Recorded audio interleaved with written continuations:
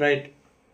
The question which arises in this appeal is whether the conviction of the appellant for the offence punishable under section 308 of the Indian Penal Code can be sustained. Full stop. The present appellant is accused number 2. Full stop. The accused number 1 was the driver of the stage carriage bus. Full stop. The appellant accused number 2 was the conductor, and accused number 3 was the cleaner. Full stop. PW1 was the relevant time studying in 8th standard.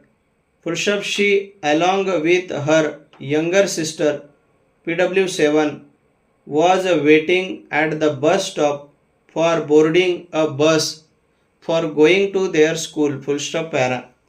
According to the prosecution case, after the bus reached the said bus stop, PW7 boarded the bus followed by 2 other girls. Full stop. There was a rush for boarding the bus.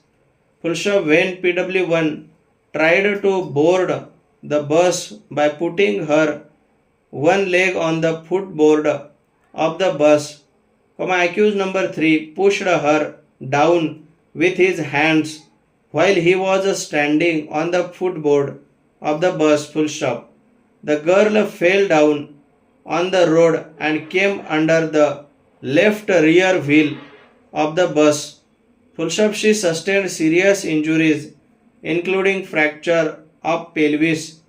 Full stop. The allegation against the appellant was that without waiting for the PW1 to board the bus, he rang the bell, as a result of which accused number 1 started the bus. Full stop.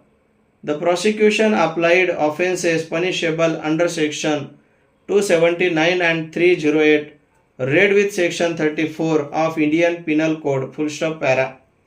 Apart from PW1 and PW7, PW2 was an important witness. Full stop.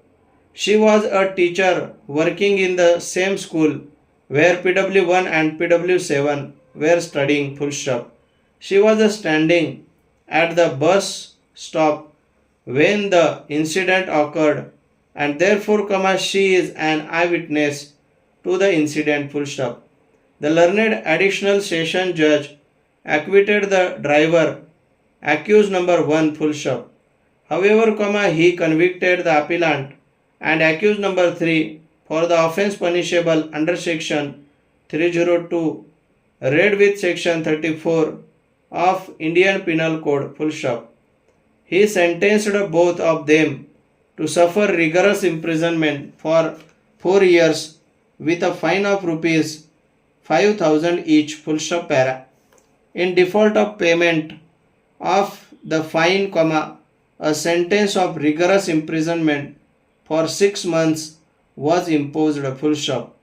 Out of the fine amount, a sum of rupees 7,500 was ordered to be paid to the victim of the offence. Full stop. By the impugned judgment, the appeal preferred by the appellant and accused number 3 was decided. Full stop. The High Court acquitted accused number 3. Full stop. While confirming the conviction of the appellant under section 308 of Indian Penal Code, the sentence was brought down to 1 year by directing him to pay a fine of rupees 50,000. Full stop. The High Court noted that the incident was of the year 2005 and a period of 17 years had lapsed from the date of the incident. Full stop.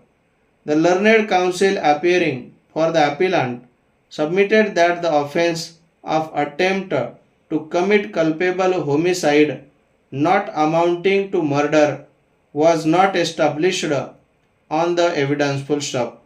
He submitted that accused number 3, the cleaner was standing on the footboard of the bus.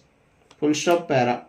He pointed out that the allegation against him was that while PW1 was attempting to board The bus, he not only did not help her but virtually pushed her out of the bus. Stop.